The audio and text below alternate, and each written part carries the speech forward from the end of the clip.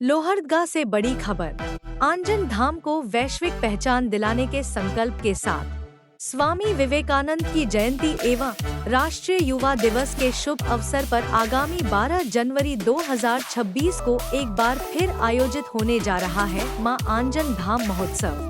बीते 3 वर्षों से लगातार आयोजित हो रहा यह महोत्सव अब एक ऐतिहासिक और भव्य स्वरूप ले चुका है, जिसमें झारखंड, बिहार और उड़ीसा से लाखों श्रद्धालु शामिल होते आ रहे हैं। महोत्सव को और अधिक भव्य बनाने के उद्देश्य से आज आंजन धाम महोत्सव समिति द्वारा एक प्रेस वार्ता का आयोजन किया गया। इस दौरान महोत्सव के राष्ट्रीय अध्यक्ष पंडित दिवाकर पाठक ने बताया कि गुमला,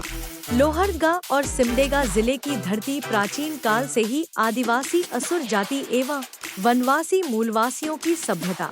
संस्कृति और आस्था का केंद्र रही है। उन्होंने कहा कि इस क्षेत्र के हर कण में भगवान श्री राम और भगवान शिव की महिमा विद्यमान है। रामरेखा धाम, टांगीनाथ धाम, सीताराम धाम, देवखरी महादेव, पंपापुर पहाड़,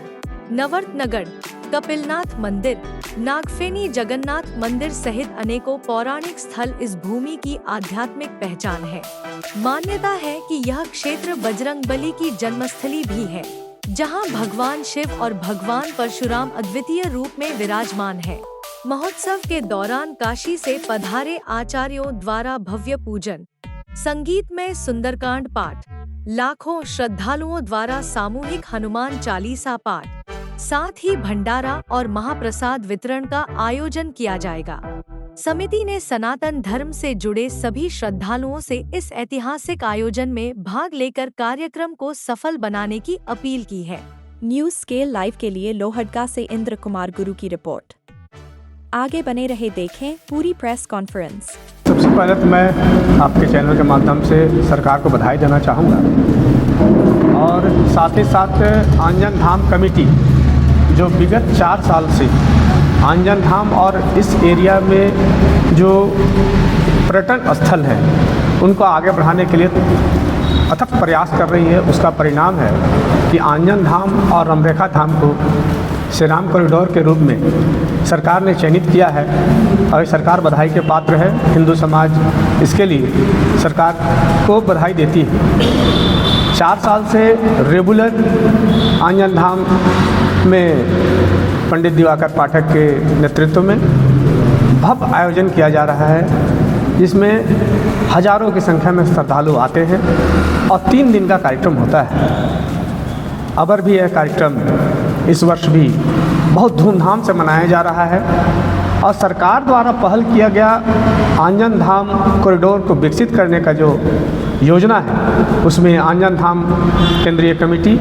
पूर्णतः सहयोग करेगी और उस एरिया का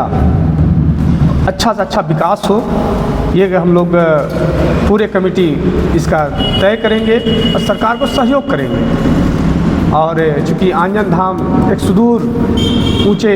इलाके पर हनुमान जी का जन्मस्थली है, इस जगह डेवलपमेंट होगा तो लोहरदगा गुमला का चौमुखी विकास भी होगा और कॉरिडोर होगा तो एक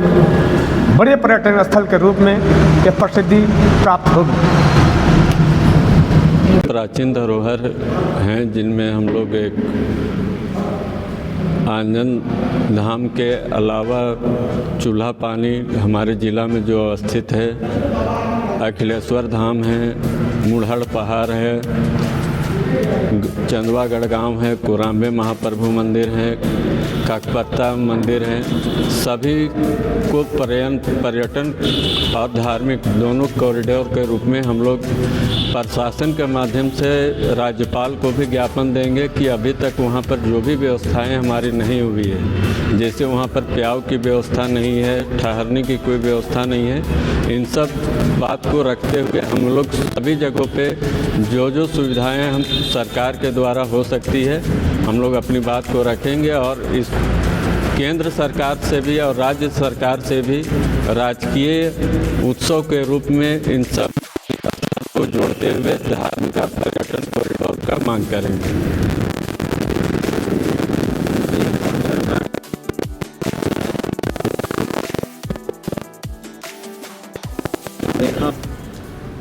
तो अभी जो झारखंड झारखंड सरकार जो श्री राम कॉरिडोर के रूप में डेवलपमेंट का बात कर रही है, तो उससे कितना विकास होगा आपके आंजन धाम का, क्या? निश्चित रूप से आंजन धाम का विकास काफ़ी गति से हो रहा है और इस बार रामरेखा धाम में भी वहाँ का प्रशासन और स्थानीय लोग मिलजुल कर राजकीय महोत्सव के रूप में कार्तिक पूर्णिमा को आयोजन किए, जिसमें जो भगवान राम का कॉरिडोर है उसमें भी आंजन धाम और रामरेखा धाम को लेते हुए हम लोग और भी जितना सहयोग सरकार को करेंगे और सरकार जो कर रही है उसमें हम लोग सभी लोग उनका सहयोग करते हुए कार्यक्रम को करेंगे।